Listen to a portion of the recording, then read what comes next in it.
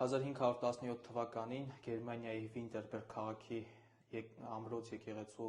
դռան վրա Մարտին Լյութեր անվան մի վանական կամեց իր 95 թեզերը։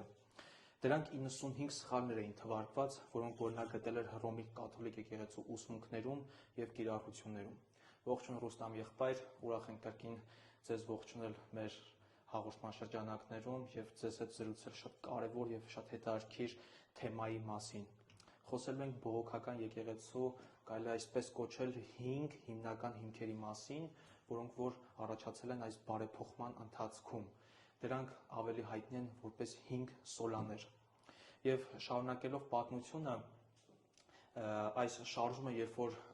ոտքի կանգնեց Մարտին Լյութերը գլխավորությամբ, Պապը այդ ժամանակ Լյութերի այս շարժումը կոչեց բողոքական, կարծես թե դրանք բողոք էին բարձրացրել կաթոլիկ եկեղեցու դեմ։ Եվ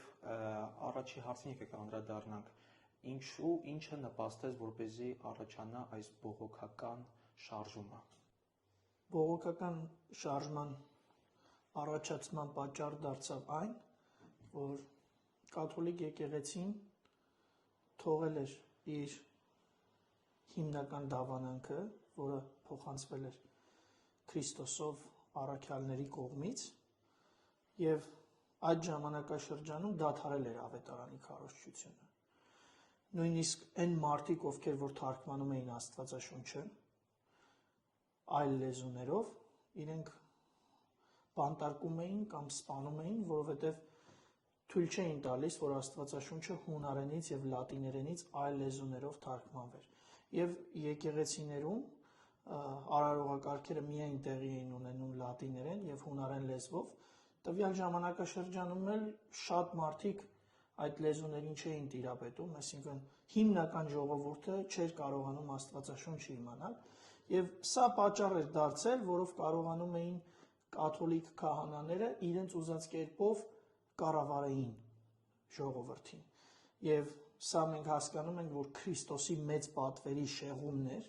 որովհետև Քրիստոսը ասում է, որ գնացեք և ամբողջ աշխարհը աշակերտեք ու մկրտեք Հոր, Որդու և Սուրբ Հոգու անունով, բայց նրանք շեղվել էին այս ճշմարտություններից,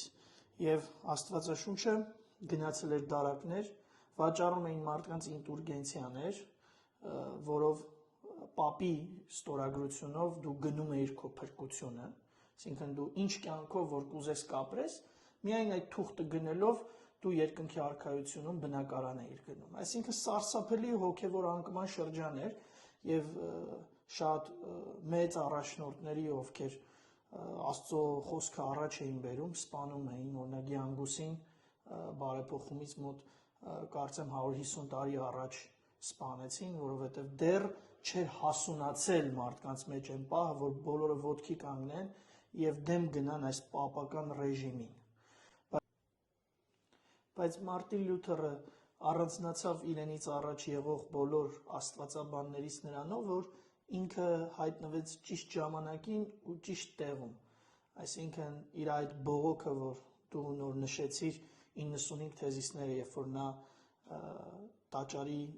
դռանը մեխեց, դա պատճառ դարձավ, որ սկսի բողոքական շարժումը, բայց այնքան մարդ միացավ այդ բողոքական շարժմանը, որ ուղղակի անհնար եղավ այդ ամեն ինչը կանգնեցնել, և բնականաբար մենք հասկանում ենք ոչ միայն դա մարդկային այդ մեծ շարժն էր պատճառը, այլ աստվածային ներգործությունը, որովհետև Աստված երբեք չի թողի, որ իր խոսքը թաքնված մնա և դարակներում դրված մնա, այլ Աստված պատասխանատու է, որ Աստծո խոսքը հասնի բոլոր երկրի ծայրերը, այսինքն Աստված ինքն է հսկում այն գործը, որ իր ավետարանը ամբողջ աշխարհով քարոզվի։ Եվ հենց սա էլ պատճառ դարձավ իրականում բողոքական շարժման։ Դու շատ լավ նշեցիր, որ իրոք այս 5 սոլաները, որոնց մասին մենք այսօր պետք է խոսենք, դրանք հենց հենասյուներն են բողոքական եկեղեցու։ Եվ առանց այս 5 հենասյուների չի կարող եկեղեցին կոչվել բողոքական եկեղեցի։ Շնորհակալություն պատասխանի համար եւ ընդհանրապես մի փոքրիկ ավելացում կատարելով այդ ամենին, մենք կարող ենք տեսնել, որ այս ամեն իրադարձություններին նպաստեց նաեւ այն վիճակը, որ արդեն իշխանությունները, որոնք որ այդ ժամանակ ամբողջ Եվրոպան գտնվում էր այդ պապական իշխանության տակ, այդ իշխանություններն էին արդեն իսկ ցանկանում դուրս գալ եւ սա ինչ որ միտեղ էլ ոնց որ իրենց համար էր հնարավորություն տալիս, որպեսզի դուրս գան պապական այս իշխանության տակից։ Եվ երկրորդ բանը, որը որ կարող ենք շատ լավ շեշտել, որ սա լիովին գտնվում էր Աստծո նախախնամության մեջ, որ Աստված էր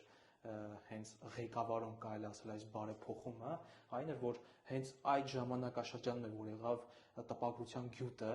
եւ Լյութերը գրվածները շատ մեծ տարածում գտան, մարդիկ, ովքեր որ փափագ ունեին լսելու ավետարանը, կարող էին վերցնել այդ տպագրությունները, որոնք որ տպագրվում էին Լյութերը գրվածները եւ իրենք ընթերցել եւ ճանաչել ավետարանը եւ տեսնել ամբողջ ճշմարտությունը, որը որ այդքան ժամանակ կաթոլիկ եկեղեցին ծածուկ էր պահում ժողովրդից, հասարակ ժողովրդից։ Եվ մենք անդրադառնալով այս 5 սոլաներին կարող ենք նշել, որ սրանք ուղղակի 5 կարևոր պատասխաններ էին ընդդեմ այս կաթոլիկ եկեղեցու սխալ ու կեղծ վարդապետություններին։ Դրանք 5-ն են, ես կուզենամ նշել դրանք, նախ եւ առաջ շեշտելով, որ sola բառը դա լատիներեն բառ է, որը նշանակում է միայն, սրանք 5 միայններ են, որոնք որ ուղղված են Հռոմի կաթոլիկ եկեղեցու սխալ ուսմունքներին եւ կիրառություններին։ Առաջինը դա կոչվում է sola scriptura, որը նշանակում է միայն Սուրբ Գիրք, երկրորդը sola fide, միայն հավատք, երրորդ սոլան դա sola Christus, միայն Քրիստոս, չորրորդ սոլան sola gratia, միայն շնորհք, եւ 5-րդ եւ վերջին սոլան դա հետեւյալն է soli deo gloria, փառքը պատկանում է միայն Աստծուն։ Եկեք Ռուստամ եղբայր առանձին անդրադառնանք այս 5 սոլասներին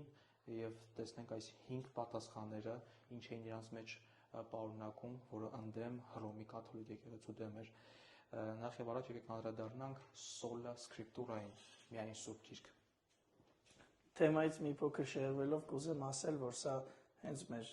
հաղորդման անվան շարժառիթն է եղել եւ շատերը ուղակի վերցնում էին այն միտքը, որ մենք ուղակի առաջնային ենք դնում Սուրբ Գիրքը, իհարկե դա այդպես է, բայց մենք այս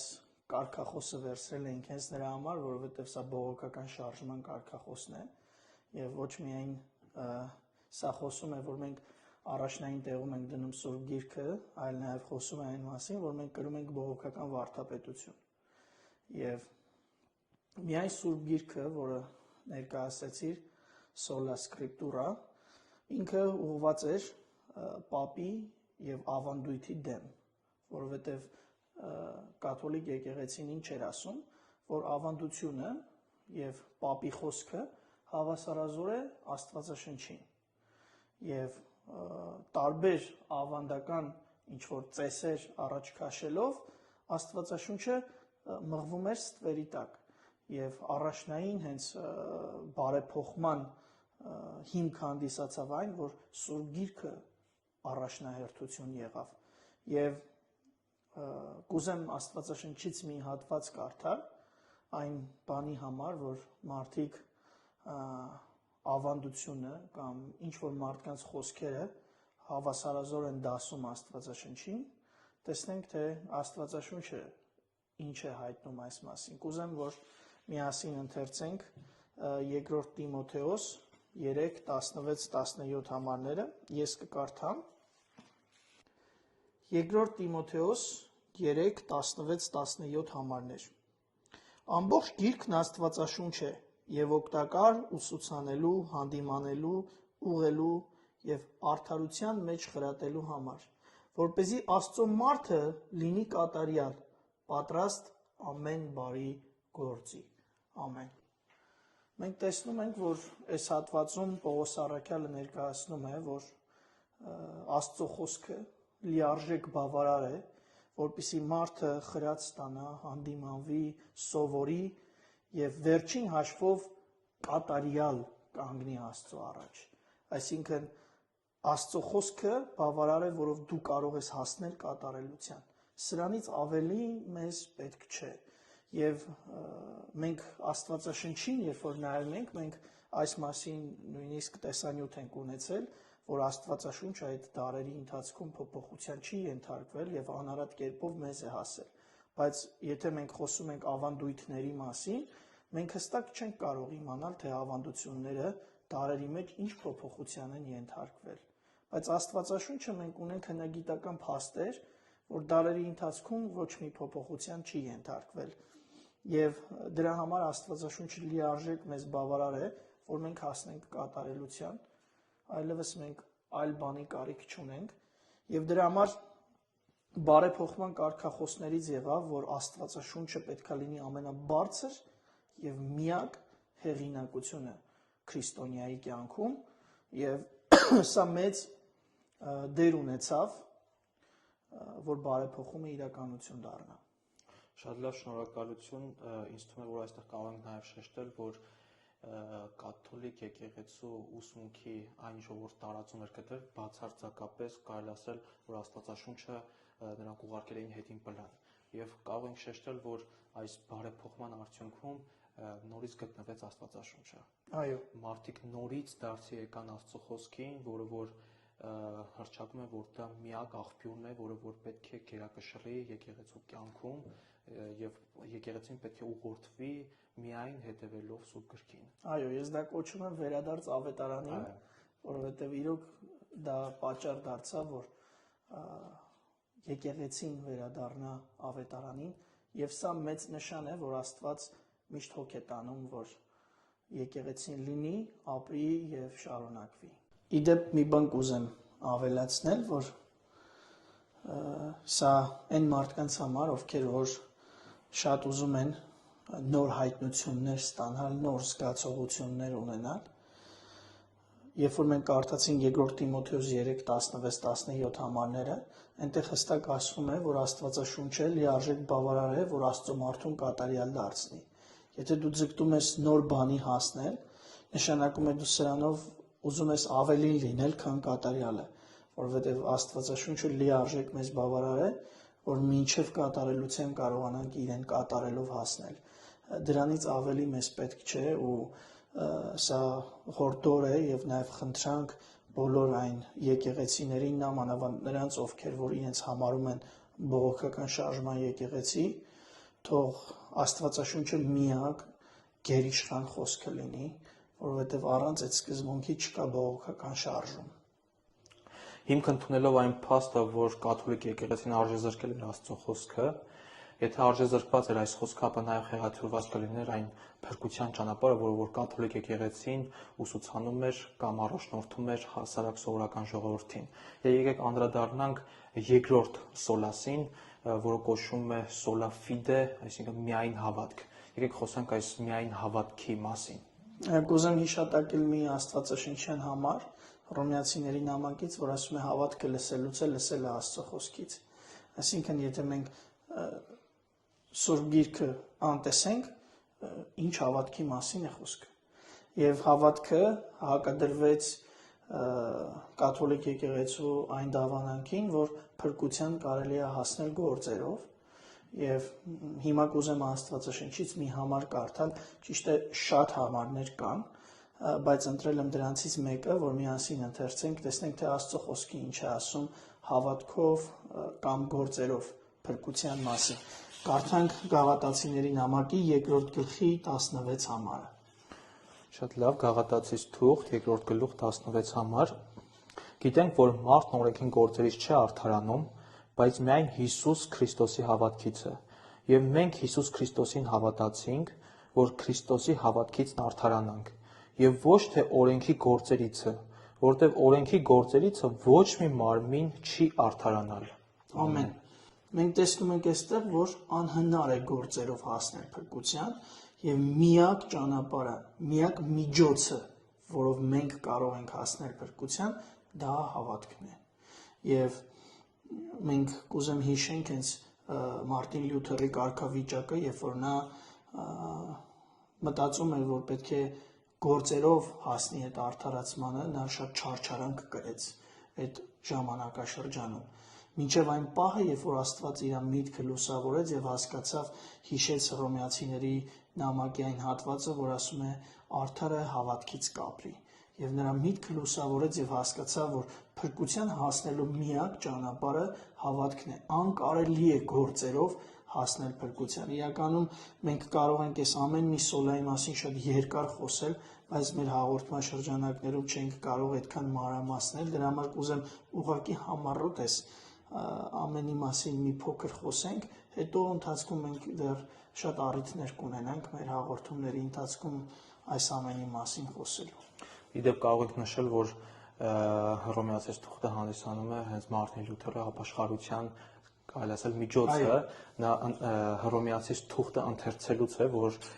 իսկապես ապաշխարություն տեղի ունեցավ նրա կյանքում եւ նա իսկապես ճանաչեց թե ով է Աստված եւ թե ով է ինքը եւ ճշմարիտ դարձը հենց այդ ժամանակ տեղի ունեցավ։ Շատ լավ, եկեք անդրադառնանք մյուս միայնին,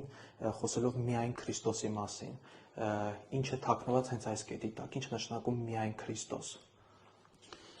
Միայն Քրիստոս նշանակում է, որ միակ արդարացման ճանապարհը, միակ միջնորդը մարդու եւ Աստծո մեջ կարող է լինել Հիսուս Քրիստոսը, որովհետեւ մենք խոսեցինք այն մասին, որ Հռոմի Պապի ստորագրությունով ինդուլգենցիաներ էր վաճառվում մարդկանց, այսինքն փրկություն էր շնորհվում, մեղքերի թողություն էր տրվում, բայց Աստվածաշունչը ասում է, որ միայն մենք կարող ենք մեղքերի թողություն ստանալ Հիսուս Քրիստոսի միջոցով։ Միակ միջնորդը, ով կարող է հանդիսանալ Աստծո եւ մարդու միջև, դա հենց ինքը Քրիստոսն է։ Եվ այս սոլան միայն Քրիստոս ուղղված էր այս դավանանքի դեմ, որ ասում էին, որ Հռոմի Պապի կամ քահանաների մեղքերի թողությունով դու կարող ես հասնել փրկության։ Իսկ եթե դու ինչ-որ մի կարգավիճակում ես, որտեղ չկա քահանա, այսինքն քեզ մեղքերի թողություն տվող չկա, դու դարձի ես գալիս, դու ամբողջ կյանքում լսել ես Աստծո խոսքը, այդ նեղ իրավիճակի մեջ դարձի ես գալիս, բայց քանի որ չկա քահանա, ուրեմն դու մեղքերի թողություն չես ստանում։ Այսինքն սա թուրիմացություն է, ոչ աստվածաշնչյան գաղափար, դրա համար միայն Քրիստոսով է փրկությունը, եւ կուզեմ այդ արդիվ ընթերցենք մեկ համար Աստվածաշնչից, ես կբացեմ, կընթերցեմ, Գործք առաքելոց 4-րդ գլխի 12 համարը, կուզեմ միասին կարդանք, այս համարը շատ եմ սիրում։ Եվ ուրիշ մեկի միջոցովը փրկություն չկա, որովհետև երկնքի տակ չկա մարդկանց տրված ուրիշ անուն, որով մենք կարող ենք փրկվել։ Ամեն։ Ամեն։ Ուրիշ անուն չկա Քրիստոսի անունից բացի, որով հնարավոր լինի փրկության հասնել։ Դրա համար յուրաքանչյուր մարդ իր մեղքերով հանդերձ պետք է Քրիստոսի առաջ գնա, Քրիստոսի խաչի առաջ գնա, որպեսզի ստանա իր մեղքերին թողություն։ Եվ օգտվելով առիթից կցանկանամ շեշտել, որ ամբողջ աշխարհին տրված է ընդհանուր մեկ փրկիչ։ Ամեն։ Եվ դա Հիսուս Քրիստոսն է։ Եվ անկախ ազգությունից, անկախ պատկանելությունից, անկախ կրոնական կողմնորոշումից, եթե մեկը ուզում է փրկվել իր մեղքերից, եթե մեկը ուզում է փրկվել Աստծո բարկությունից, հավիտենական դժոխքից, ապա նա պետք է ընդունի Հիսուս Քրիստոսին որպես իր կյանքի անձնական Տեր եւ փրկիչ։ Այո, ուրիշ անուն չկա, ուրիշ ճանապարհ չկա, որով փրկություն տրվի մարդուն, եւ Եբրայեցիների նամակի մեջ հենց հստակ ասվում է, որ մեկ անգամ եկավ, պատարակվեց եւ հավիտյան մեղքի խնդիրը լուծեց, այսինքն Քրիստոսը միակ ճանապարհն է, միակ քավության ճանապարհն է, որով մարդը կարող է հասնել մեղքերի թողության։ Հա, եւ կուզենայի Հովհաննեսի ավետարանից մեկ համար մեջ բերել Հովհաննեսի 14-րդ գլխի 6-րդ համարը, որտեղ հետեւյալն է գրված. Հիսուսը ասաց նրան. Ես եմ ճանապարհը, ճշմարտությունը եւ կյանքը, ոչ ոք չի գալիս Հոր մոտ, եթե ոչ ինձանով։ Ամեն։ Երկինք տանող ճանապարհը միայն ընդհանուր կա մեկ ճանապարհ եւ դա Հիսուս Քրիստոսի միջոցով է։ Ամեն։ Եվ իսկապես սա հիանալի է, որ այս բարեփոխման ընթացքում այս ճշմարտությունը հստակ բարեփոխիչները պահեցին եւ միջև վերջ իրենց կյանքի միջև վերջը սա հռչակեցին, որ փրկությունը միայն Հիսուս Քրիստոսով է։ Անդրադառնանք 4-րդ միայնին, միայն շնորհք։ Եկ խոսենք այս կետի մասին։ Այո, միայն շնորհքը խոսում է այն մասին, որ մարդը փրկության է գալիս Աստծո նվերով։ Այսինքն կա գաղափարախոսություն, որ 50-50 է փրկությունը։ Այսինքն 50% մարդու բաժինն է, որ հասնի փրկության, եւ 50%-ը Աստծո բաժինն է։ Եթե այս տրամաբանության մոտենանք, մարդը կարող է 50%-ը անել, ասել՝ Տեր Աստված, քեզ եմ սպասում։ Այսինքն ինքը վաստակեց այդ փրկությունը։ Այս դեպքում արդեն շնորհքը կորցնում է իր խորհուրդը։ Չի կարող մի բան կոչվել շնորհք, նվեր, եթե դու այն վաստակել ես։ Երբեք, երբ որ դու քո տնօրենի մոտ աշխատում ես, ինքը քեզ նվեր չի տալիս քո աշխատավարձը, այլ ինքը քեզ վարձատրում է քո աշխատանքի համար։ Իսկ եթե նա ինչ-որ բան է քեզ շնորհում, նշանակում է դա դու չես վաստակել։ Եվ կուզեմ այդ արդիվ Աստվածաշնչից մեկ համար կարդալ, Հռոմեացիների նամակի 11-րդ գլխի 6-րդ համարը ընթերցենք։ Հռոմեացիս թուղթ 11-րդ գլուխ 6-րդ համար, բայց եթե շնորհքով է, ել գործերիցը չէ, ապա թե ոչ շնորհքն էլ շնորհք չի լինի, բայց եթե գործերից է, ել շնորհք չէ, ապա թե ոչ գործն էլ գործ չէ։ Այո եւ ամեն։ Մենք ստեղ տեսնում ենք, որ եթե մենք գործեր ունենք, գործերից է, ուրեմն շնորհք չէ։ Եթե շնորհք է, ուրեմն գործերից չէ։ Դրա համար սա ընդգծված վարդապետություն էր, որ փրկությունը տրվում է որպես նվեր մեզ։ Շատ լավ, թույլ տակ մեկ համար եւս ես ավելացնեմ Եփեսացիների գլխի Եփեսացիների թղթի 2-րդ գլխի 5-րդ համարում, բայց նախ եւ առաջ առաջի համարից մի շեշտադրում կուզենայի անել, երբ որ ասում է, որ մենք մեռած ենք մեր հանցանքներում եւ մեղքերում, առաջի համարի մեջ է խոսում եւ 5-րդ համարի մեջ արդեն կարծես թե Քրիստոսի գործն է շեշտադրում, երբ որ մեռած էինք հանցանքներում, մեզ կենթանի արավ Քրիստոսի հետ եւ կարծես թե առաքյալը այստեղ դադար է տալիս եւ իր մտքի մեջ մի շատ կարևոր բառ է շեշտադրում, որպեսզի մեր ուշադրությունը, որպեսզի մենք հասկանանք, թե ինչքան կարևոր է այդ գործողությունը, թե ինչքան կարևոր է այդ երևույթը։ Մեզ կենթանի արավ Քրիստոսի հետ դադար է տալիս, շնորհքով եք փրկված։ Հավատքի միջոցով եւ ասում են նրա հետ հարոց եւ նստեցրեց Քրիստոս Հիսուսում։ Ամեն։ Եվ ուղղակի հիանալի է, որքան կարևոր է շնորհքը, որ դա ոչ թե մեր գործերից է, այլ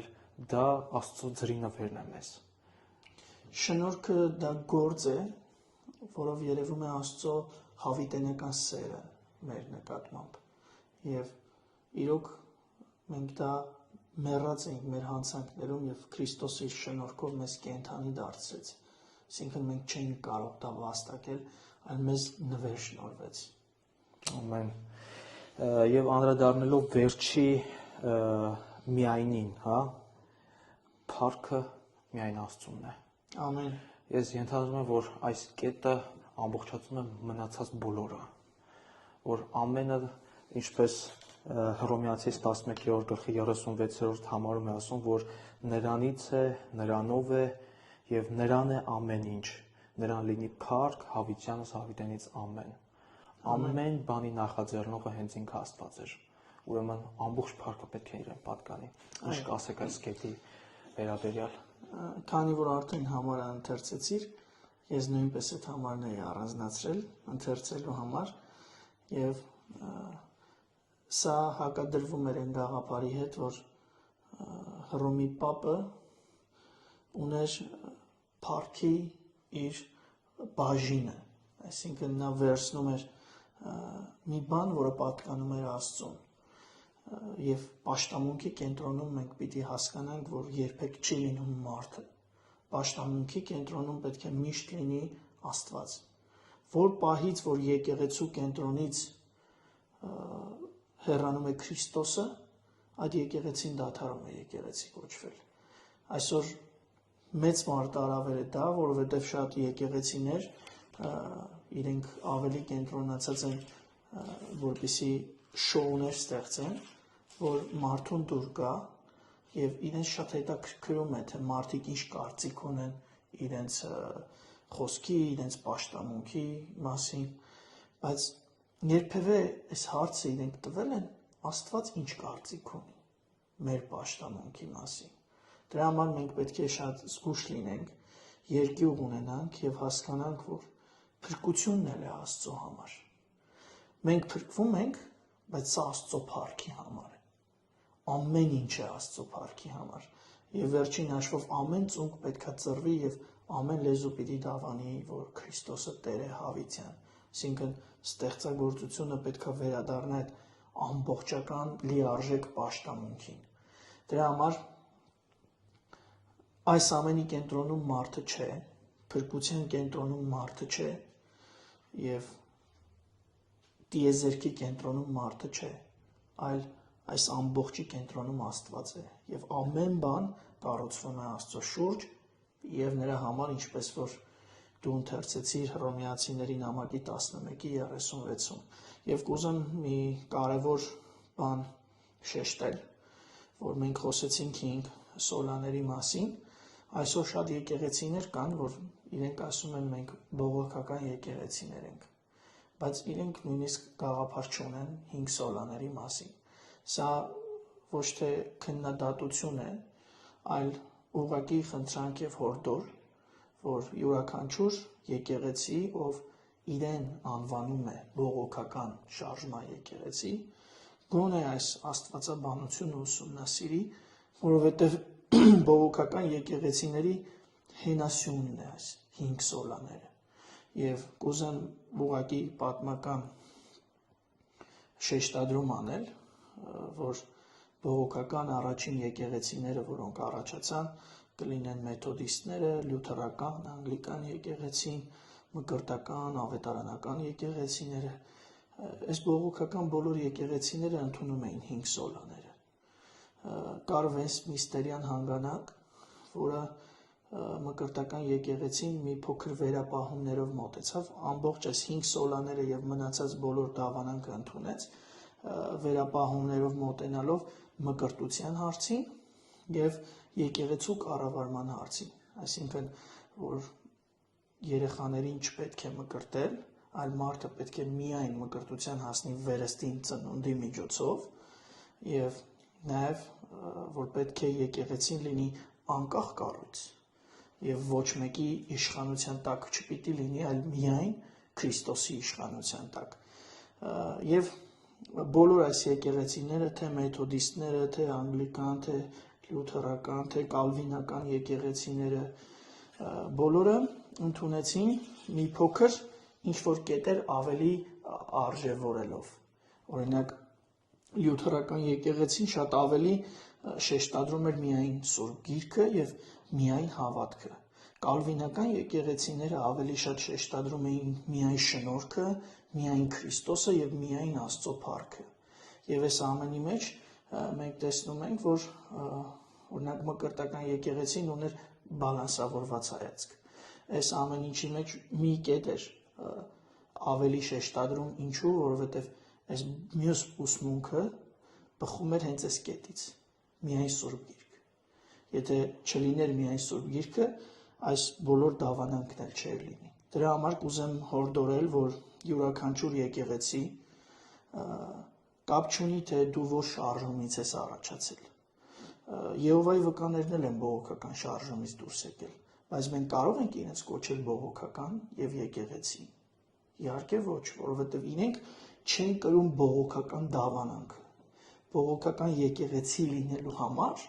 դու չպիտի առաջացած լինես ուղղակի բողոքական շարժումից, այլ պետք է ունենաս բողոքական դավանանք։ Դրա համար կհորդորեմ, որ յուրաքանչյուր եկեղեցի, նամանավանդ այս վերջին շրջանում նոր եկեղեցիները, որոնք նոր շարժումներ են, վերանայեն իրենց ուսմունքը եւ չմնան ուղղակի հովիվների քարոզչության հույսին, այլ ունենան հստակ գրված դավանանք, բողոքական դավանանք, որի հիման վրա եկեղեցին դարեր շարունակ կունենան նույն վարդապետությունը։ Իսկ եթե դու չունես գրված դավանանք, մեկ հովիվից հետո կարող է գալ մյուս հովիվը այլ բան քարոզել մարդկանց։ Այս հովիվից հետո մեկ այլ հովիվ եւ կամած մի փոքր շեղումը կառաջացնի մեծ շեղում տարիների ընթացքում, բայց եթե դու ունես հստակ դավանանք, սա պահպանվելու է եւ սա քեզ տանելու է ճիշտ ուղղությամբ։ Մենք այստեղ կարող ենք շեշտել, որ այս բողոքական շարժումը երբ որ սկսեց, մի նպատակ էր հետան։ Նրանք ուզում էին հավատարիմ լինել Սուրբ Գրքին։ Այո։ Եվ այն ինչ որ ասում ենք բողոքական դավանանք, որոնք որ արտացոլում են այս 5 սոլաները, դրանք հենց այն են, ինչ որ ուսուցանում է Սուրբ Գիրքը։ Եվ նրանք իրենց ամբողջ կյանքը նվիրեցին, որպեսզի պաշտպանեն այս ճշմարտությունները, Սուրբ Գիրքը եւ ճշմարիտ փրկության ճանապարհը, այն աստիճան, որ անգամ նրանց մահվան արժև կանգնած լինելով չհրաժարվեցին այս ճշմարտությունից, որտեղ նրանք տեսել էին եւ ճանաչել էին, որ սա է ճշմարտությունը եւ անգամ պատրաստ էին իրենց կյանքը դնելու այդ ճշմարտության համար։ Այո։ Եվ իսկապես թող Աստված մեզ առաջնորդի, որպեսզի մեր կյանքում եւս ի հայտ գա այս հաստատուն կանգնած լինելը ճշմարտության համար, որպեսզի անկախ ամեն ինչից, թե ինչ հարվածներ են մեր վրա գալիս, մենք հաստատ կանգնենք եւ հռչակենք ճշմարտությունը, որ գերիշխան է Սուրբ Գիրքը, որ փրկությունը հավատքով է, որ փրկության միակ միջոցը դա Քրիստոսն է, որ դա շնորհք է մեզ տրված փրկությունը եւ ամբողջ փառքը միայն պետք է պատկանի Աստծուն։ Ամեն։ Իրեն լինի փառք, հիմա եւ հավիտյանս հավիտենից։ Ամեն։ Ամեն։